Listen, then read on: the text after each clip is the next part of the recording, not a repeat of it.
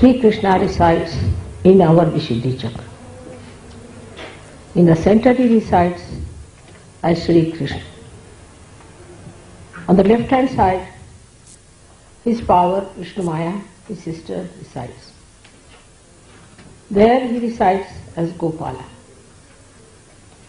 as the one who lived in Gokul, played as a child. On the right hand side he resides as the king who ruled in Dwarika, the king Shri Krishna. These are the three sides of our Vishuddhi Chakra. The people who use their right side to dominate others use their voice to put down people, to show their authority, shout at people, are the people who get affected by the right side. The right side is caught up. On the physical side, you get a very big problem because the right heart cannot work out its flow. So you get what you call asthma and all these diseases. But especially when the right heart is affected by the father's problem.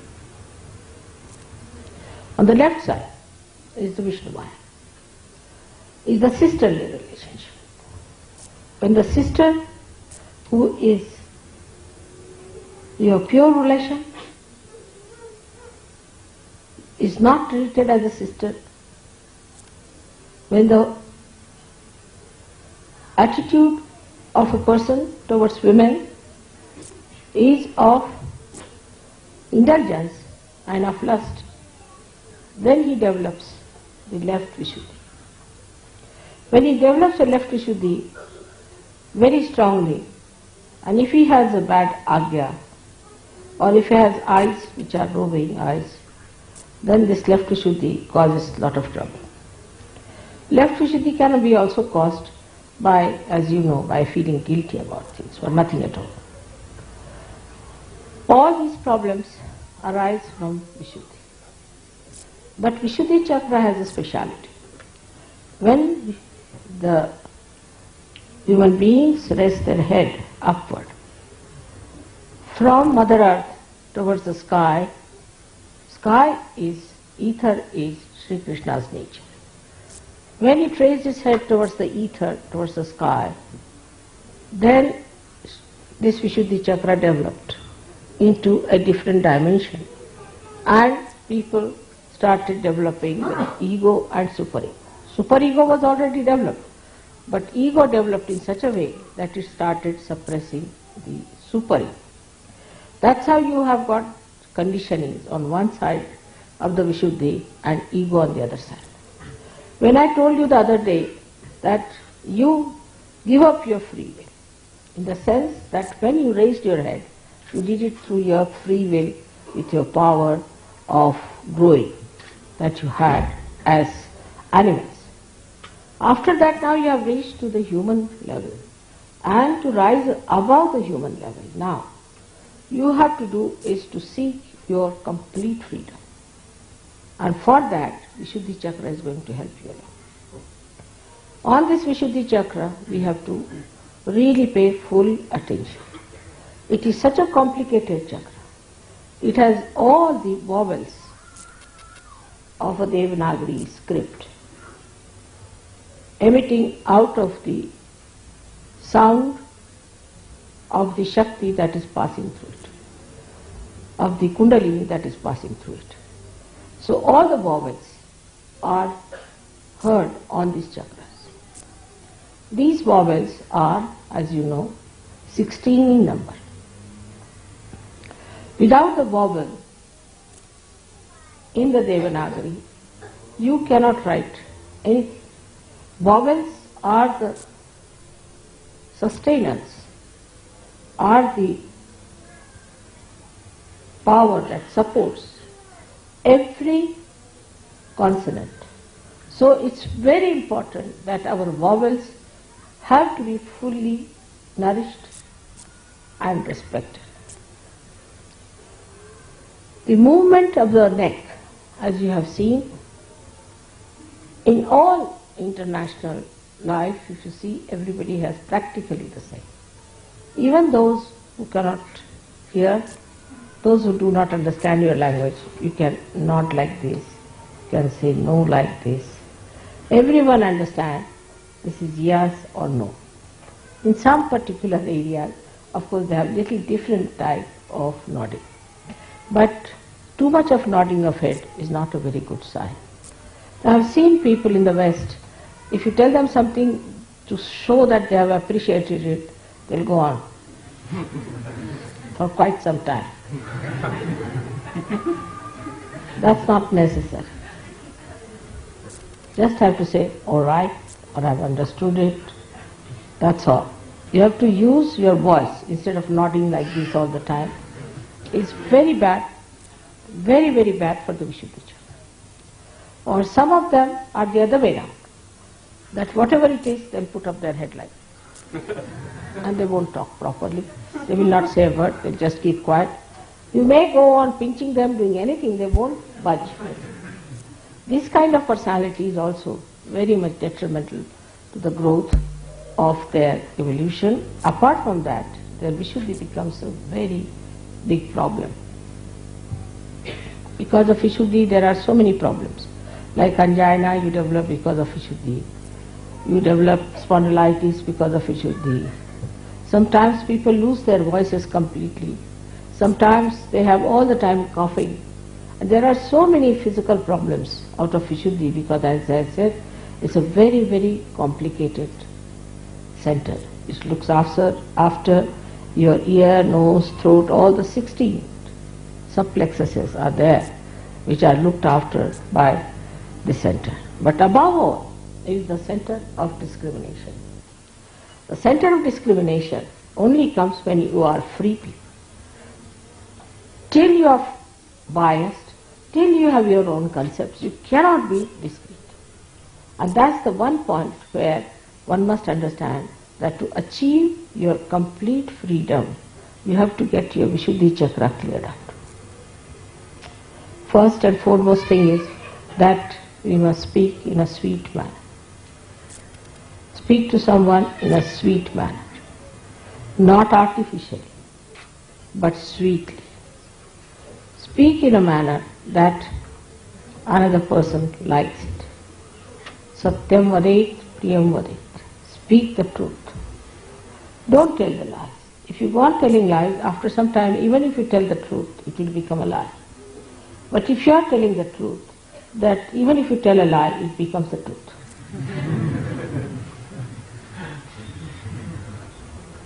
Now, some people think that they can be cunning.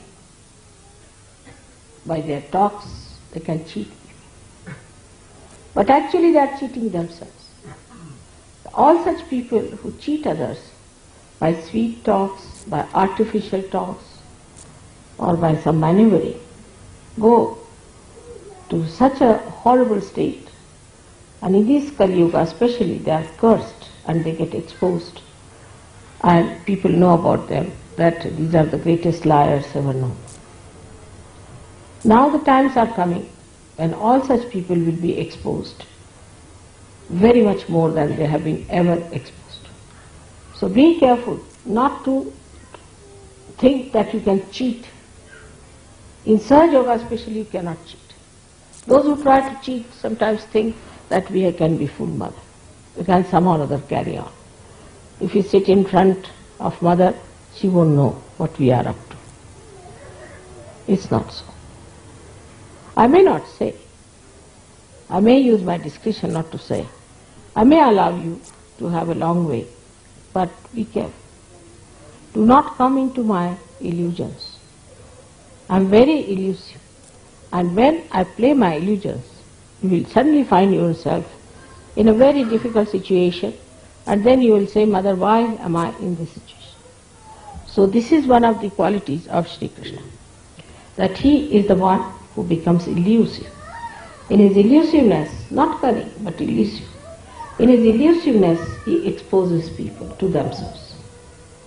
There are so many stories of Sri Krishna in which he has elusively acted to give greater joy to some people, to give nice lessons to some people, and sometimes to punish.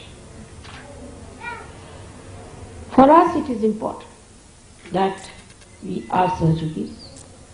In this lifetime we have a chance, our Kundalini has risen. That we can face ourselves, that we can correct our chakras, that we know about ourselves, that we know where is the problem is.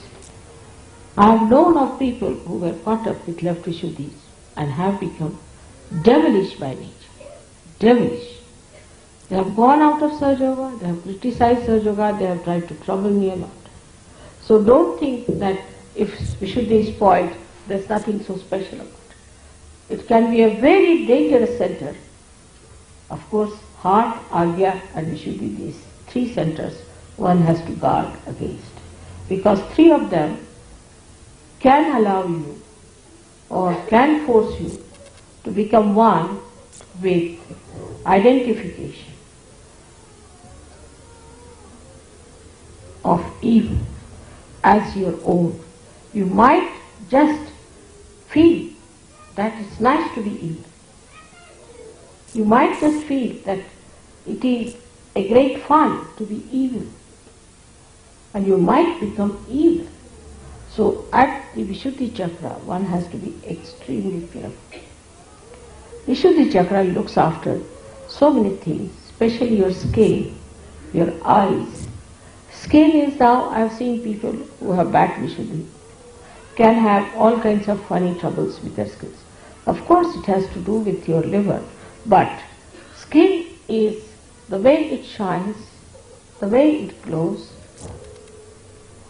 depends on how you smile, how you look at the world. Many people have a habit of smiling for nothing at all, especially women I have seen, ladies I have seen, they just smile stupidly. That's not fun. One should not be stupid. Stupidity is against Sri Krishna's principle. Like you have seen the stupid people, how they are. Their tongue is always halfway out. If you have noticed a stupid man, his face is that his tongue is always out, mouth half open, and he looks like a dumbfounded fool. Now in this only the Vishuddhi plays a part. Another one is the one where you get the Vishuddhi's strains. So such a person has very pursed lips, angry lips, and he doesn't talk. The another one might even get the expression of an idiot, but could be just making a face like that. Because if he's cunning, he may take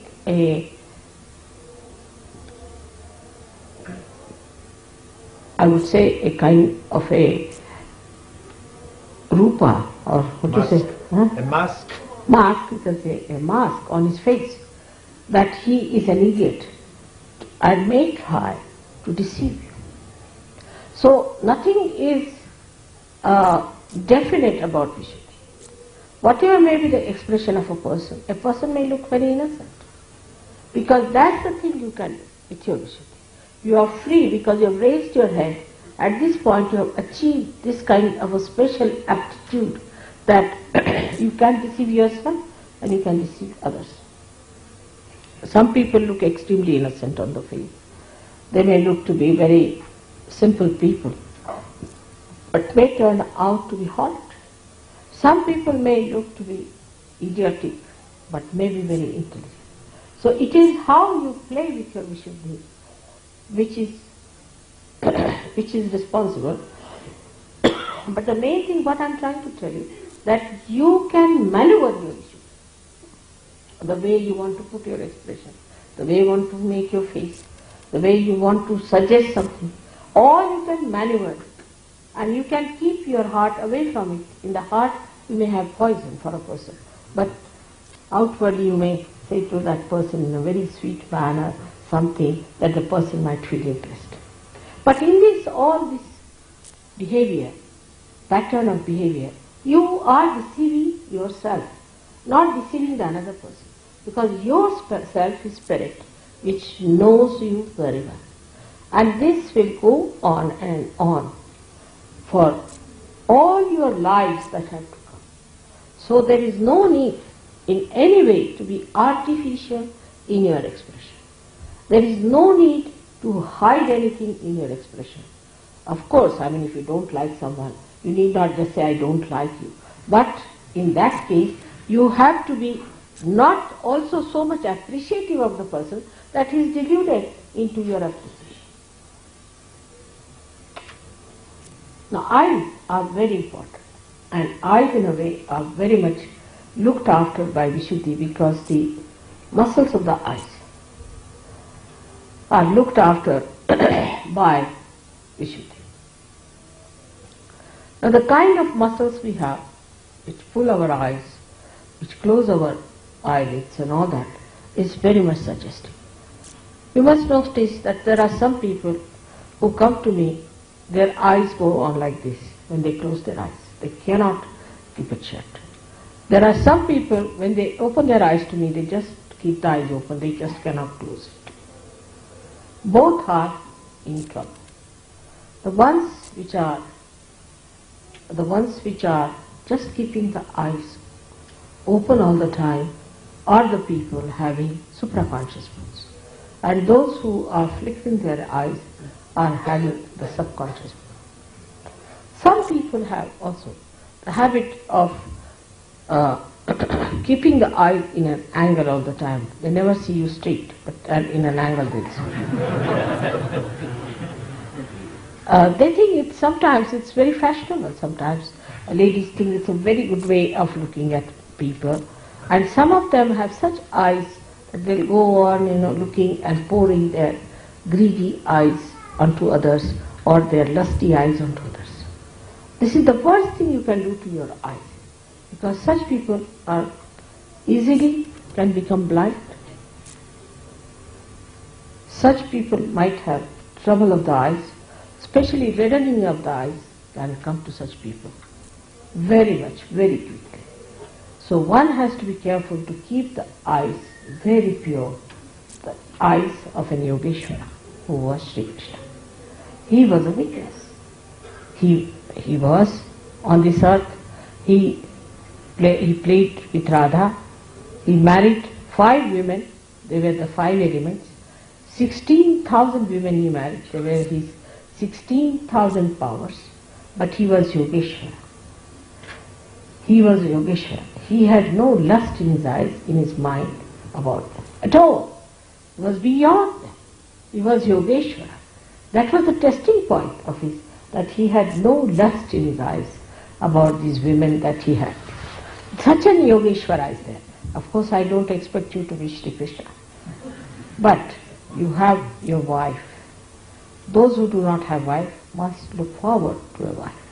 That we'll get wives and we'll have a wife, and think of a wife who will be your own, so that your eyes will not fall onto every woman who comes across with that kind of a thing.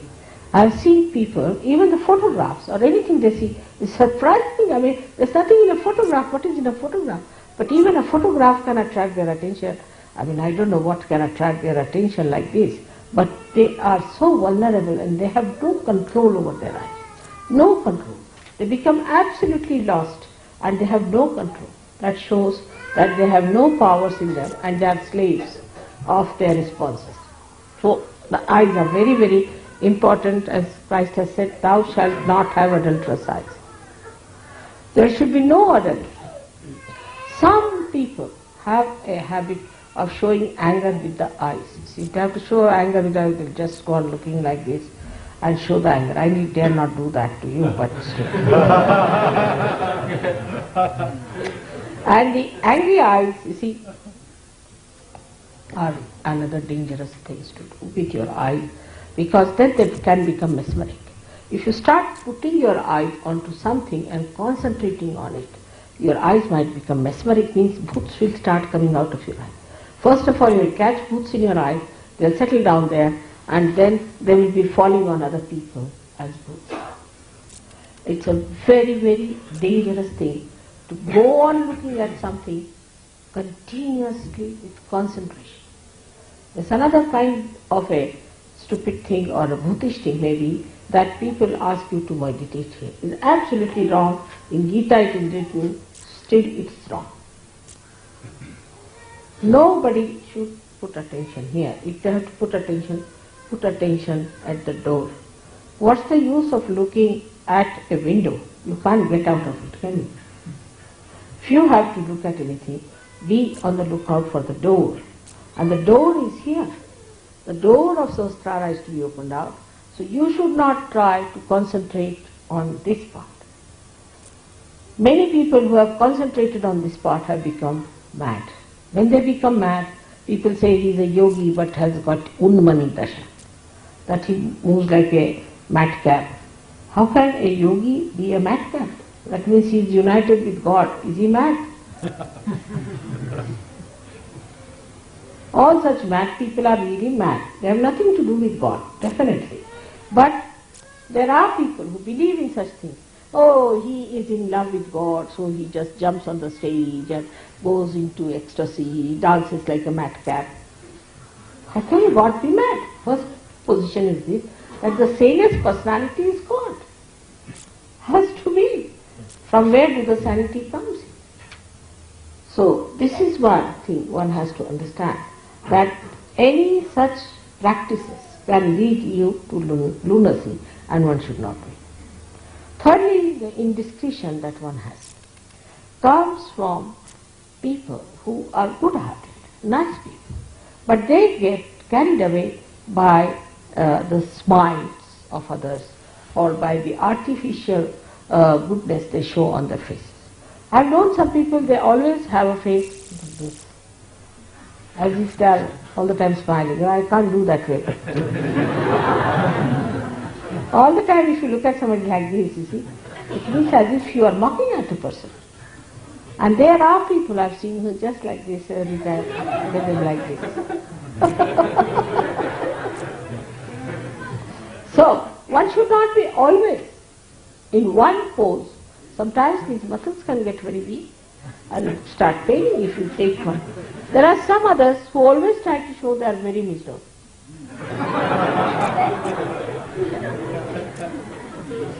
I don't know what do they want to attract.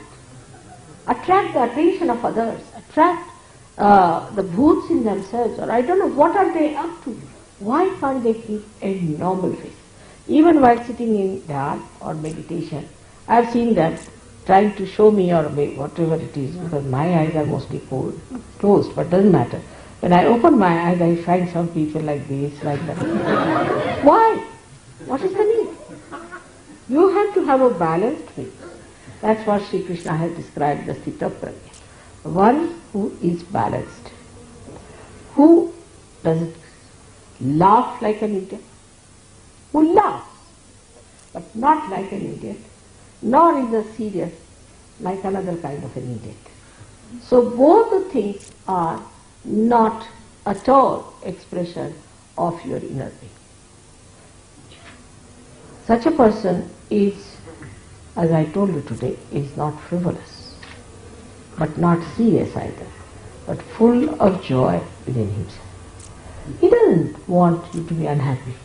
Never would like that you should be unhappy people. But human beings, if they want to be unhappy, what can anybody help? Because they have got the free will to be unhappy. They have got a free will to cut their nose. They have a free will to cut their ears. They have free will to commit suicide. They have this free will, so-called. Now the greatest free will comes from Vishuddhija, as I told you.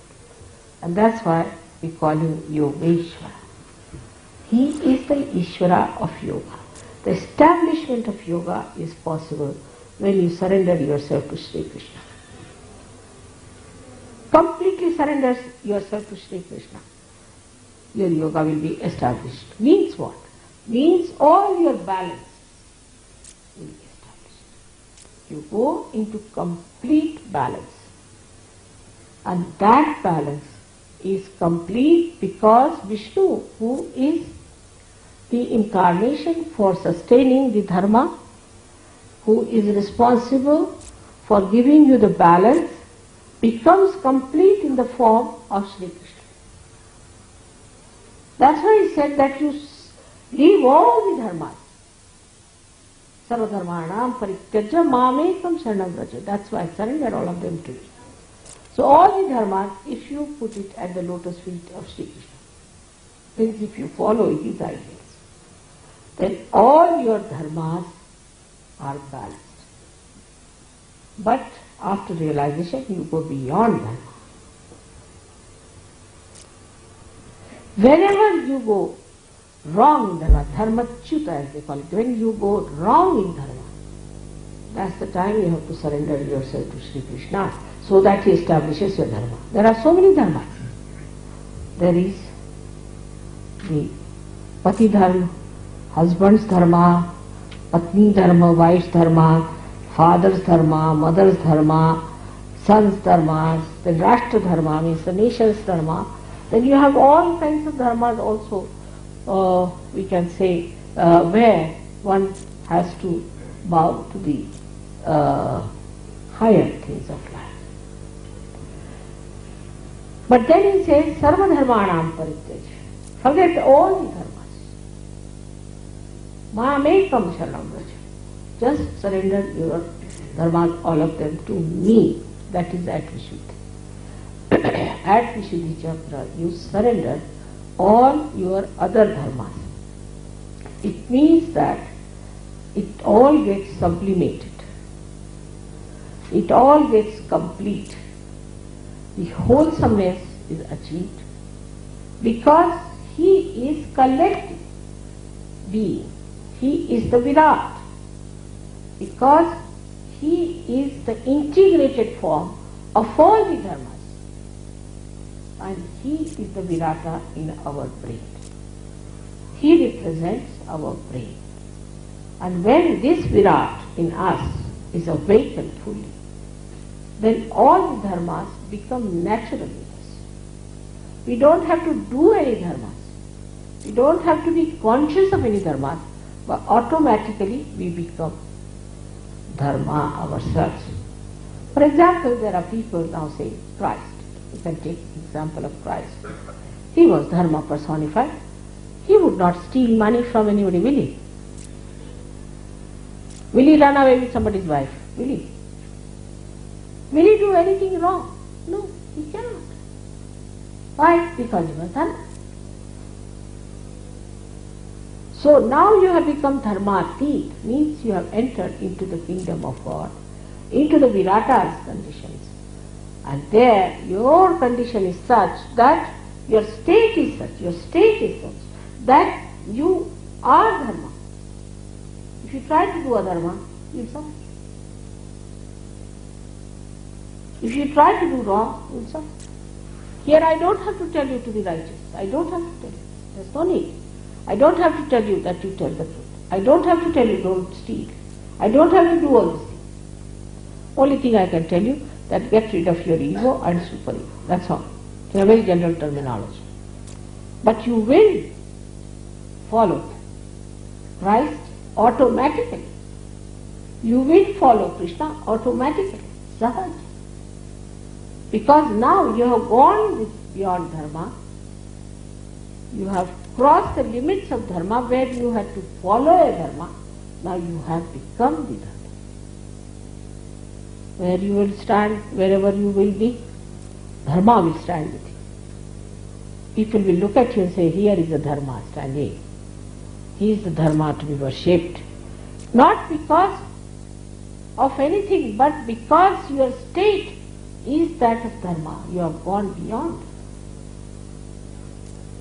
Supposing this is loudspeaker I am using today to talk to you. But supposing this loudspeaker becomes part and parcel of me, I don't have to use it. I go beyond. In the same way, you are using the dharma first of all to establish yourself.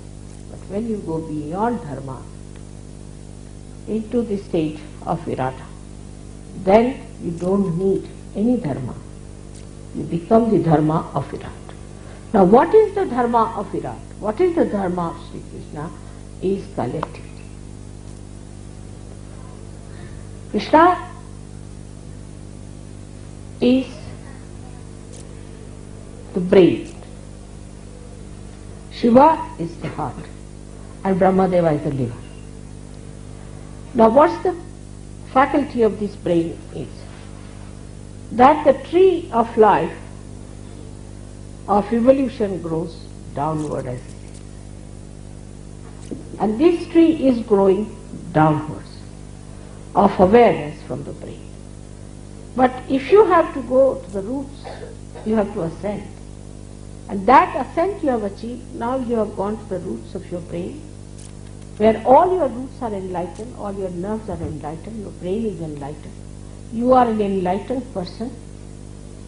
When you are in darkness, you may catch hold of a snake as rope, but when you are in light, you will drop it. In the same way, when you become enlightened, your dharma is enlightened. You don't have to take to any guru or to any book or to anyone. You know yourself in your own life that this is wrong. Now the collectivity part of it is very important. Anybody who cannot be collective is not yet a Sahaja. Not yet a Sahaja at all. Collective in the sense that anybody who cannot live with other Sahajas, who tries to find faults with someone all the time, who wants to run away with his wife and stay somewhere else, or with her husband, who wants to get out, is not a person who is collective. There is no need to say that I cannot live under the circumstances in which Sahaja yogis can live. If you are a Sahaja yogi, if you are a yogi, you can live. Look at me, I am such an old woman. I can live anywhere. You take me to a village, you take me to any place. I am not bothered about any physical comforts at all, because I am comfortable within myself. My comforts are within. In the same way, a person who is not collective, like many people just come to pujas, that's all. It's like going to the church only once in Christmas and then saying Christ doesn't look after us. Of course not going to church, you don't meet Christ, but I mean to say that just to have a casual way of Sahaja Yoga, you cannot be. You have to be collective. And collective means that at every collective program you should be there. You should always meet collectively, meditate collectively, live collectively, and try to find ways and methods of being collective. There are so many evil forces which are all the time trying to attack collectivity. First they will attack the leaders. That's the first thing. Any leader tells somebody you shouldn't do like this. Immediately that person will start spreading stories against that leader. Is very bad, he's like this, he's very harsh, he didn't garner me, he didn't give me this, that. How can you garner the booth, can you? Then if that doesn't work out, then they have their sly methods of going around and talking something here and there in the ears to create some sort of a politics. All such people will be thrown out of Sahaja Yoga, as there is a centrifugal and a centripetal force, both acting equal and opposite. Anybody who goes against collective, who sticks to their boots, sticks to their negativity, will have to get out of Sahaja Yoga.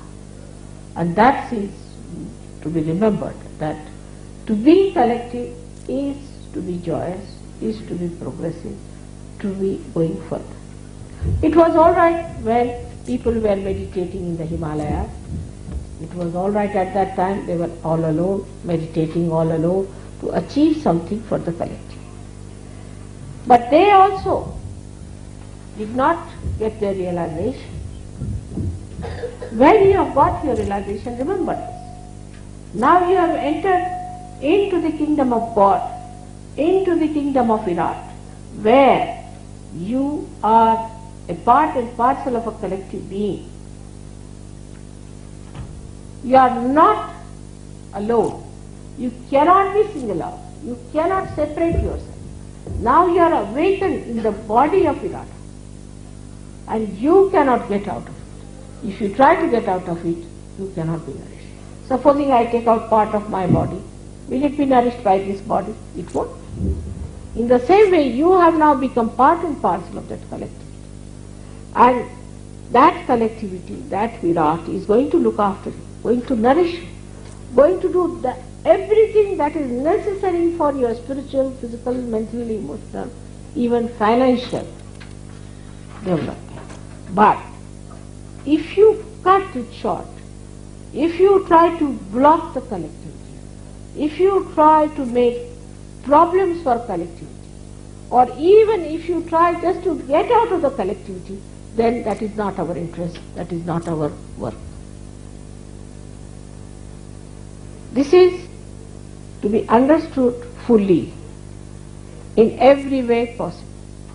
And this, when is understood in a proper way, you should know that collectivity is not only your advancement, it's not only your development, it's not only your achievements, it's the achievement of the whole humanity. The purpose of your creation is fulfilled by that. Those people who live in the ashram are better off always than the people who live alone. Always. They will always have better results than the people who live alone. Maybe they live alone because they want to have a little private life or a private. But their privacy is not going to help them. That's not going to help them at all. The more you live together, the more you recite together, the more you enjoy together, there will be greater chances of your advancement. The more you will try to make yourself private, the more you will try to get out of it. Whatever explanation you may give, God understands very well. So all such things where you cut off yourself from the mainstream, you try to get out of the mainstream, then there is a big problem for you. Of course, for certain conveniences you may, for your certain understanding you may, but you should enjoy more the company of Sahajogis than your own private company in the dingy room of yours. That is one thing you can judge yourself. Do you enjoy the company of Sahajogis, or you enjoy the company of 3-4 of your family people together in a circus?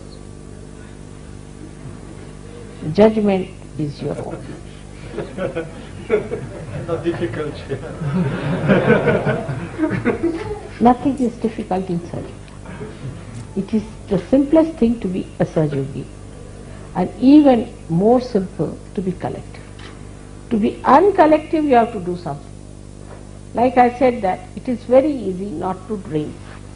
I mean drink some wines and things. Because if you don't want to drink, you are sitting at home, it's all right, don't have to do anything. But suppose you have to drink, then you have to go to a pub, or you have to go somebody, open the bottle, get a particular type of a glass, pour it down, this, that. In India, for example, where there is prohibition, you are sitting with a fright. But for a person who just drinks water, he doesn't have to do it. So to do wrong, one has to do something. But to be good, you don't have to do much. It's absolutely labor saving, energy saving procedure.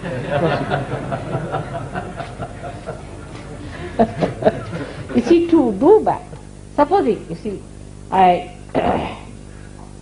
want to harm somebody, I'll have to go out of the way to find out ways, methods. If I have to tell lies, I have to think of 10 lies to cover that one lie. But if I tell the truth, finished, I've told the truth, finished, with few words, done. So to be collective is much more easier. Of course not for crooked people, because crooked people, wherever they move, their angularities trouble others. You see, like poking thoughts. But those who are flowers, they fit in anything. People like them. They like their fragrance. They look at them, they enjoy them. Beautiful things. Now see, today they are looking like lotuses. How is it? Without doing anything they have become lotuses. How? How they have become like lotuses? Whether they are lotuses or they are daisies, God alone knows. But they have become lotuses, Sahaja. How? Because they are one with God. When we stand on our way, when we try to do something privately, then God says, all right, go private.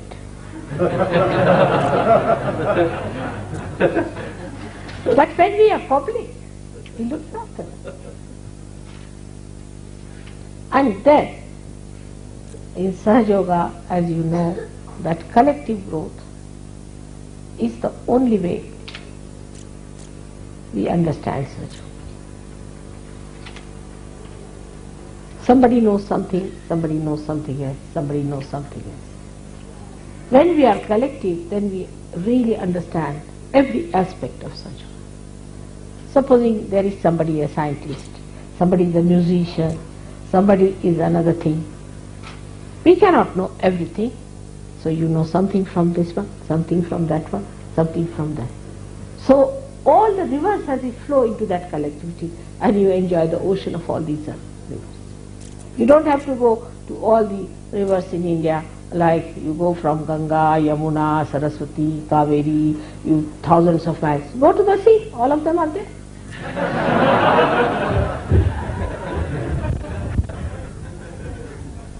Like that, you have to enjoy the sea where everything is. All kinds of beautiful things are there and you enjoy them. I hope this puja, which is a very remarkable puja. Firstly, so many things are such.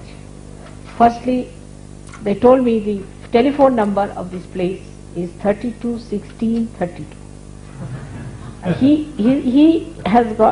is accompanied by 64 yoginis, Shri Krishna. So 32 on this side and 32 on that side of the sitting room. This place is called as Black Lake. Krishna is black. This place they got suddenly. And this is the only place in this so-called military regime of Switzerland where people can sleep on the ground. You are not supposed to sleep on the ground. If there is no cot, you hang in the air, but you cannot touch the ground. That kind of a stupid military business is here. There to find such a sensible, practical, such a cheap place for you is God sent. We are here surrounded by beautiful things. The cows, so many cows at the time when it is Krishna's birthday. So many cows, so fond of cows. And the cows, when their bells move, in the morning I heard, in the evening, so beautiful. And when they are moving home in the evening, how the, as they call Goraj, is the dust of their feet was filling the sky. It's just Gokul here, I felt. Today also there's one thing more one has to say, that is the 16th Shri Krishna Puja. So in so many ways this is a very great puja which you are attending, for which people have to take thousands and thousands of janmas, do so many punyas, which you have got so sahaj, because there must be something about you people also. May God bless you.